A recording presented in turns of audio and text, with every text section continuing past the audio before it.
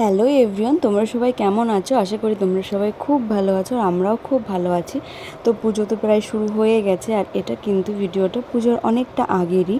তো ভাবলাম তোমাদের সঙ্গে ভিডিওটা শেয়ার করি। তো দেখো, আমরা কিন্তু নতুন একটা গাড়ি নিয়েছি। তো সেই গাড়ির পুজো দিতেই আজকে আমরা পরিবার সহ সবাই যাচ্ছি সিমলাগড়ে গাড়ির পুজো দিতে। তো এই যে এটা হচ্ছে আমার শাশুড়ি মা, আমার কাকির শাশুড়ি বসে পড়েছে, আমার মেয়ে ও আমার হাজব্যান্ড, দেওর সবাই যাচ্ছি, আমার শ্বশুরমশাইও যাচ্ছেন। তো আমার হাজব্যান্ড যাবে বাইকে, যে বাইকটা আমরা নতুন নিয়েছি সেটাতে, আর আমরা টোটো করে যাচ্ছি। তো তোমরা ভিডিওটা প্লিজ দেখতে থাকো আর প্লিজ আমাদের চ্যানেলটি কিন্তু অবশ্যই সাবস্ক্রাইব করে দিও। তো চলো কন্টিনিউ দেখো।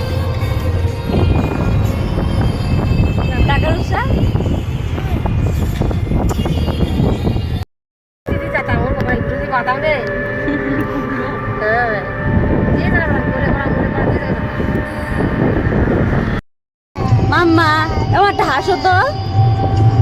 দুর্গা কোথায়? দুর্গা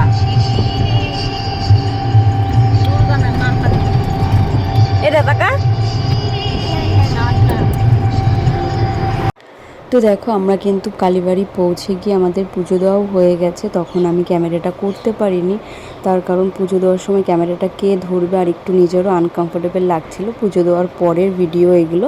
তো আমাদের পুজো দেওয়া কমপ্লিট হয়ে গেছে। তারপরে আমরা এখানে বাইরে বসেছিলাম, মায়ের জন্য অপেক্ষা করছিলাম। যেহেতু আমার বাপের বাড়ি সিমলাগড়েই, তো মা আসছে আমাদের সঙ্গে দেখা করতে, ওই কারণে আমরা একটু ওয়েট করছিলাম। আর দেখো, আমার হাজব্যান্ড লজ্জা পাচ্ছিল। তো ফাইনালি দেখো, মা চলে এসেছে আর আমার মেয়েকে কোলেও নিয়ে নিয়েছে। আমি একটুখানি আনকমফোর্টেবল ফিল করছিলাম ভিডিও করতে। আর এখানে দেখো, এখানে একটা শিবের মন্দির আছে, তো সেখানে একটা ছোট্ট ক্লিপ নেওয়া হয়েছিল, সেটাই তোমাদের সঙ্গে শেয়ার করলাম। আর মায়ের মন্দিরের ভিডিও আমি করতে পারিনি, তার কারণ আমার মনে হয়েছে ওটা একটু আনকমফোর্টেবল, সেই কারণে আমি নিজে ইচ্ছাকৃতভাবেই করিনি।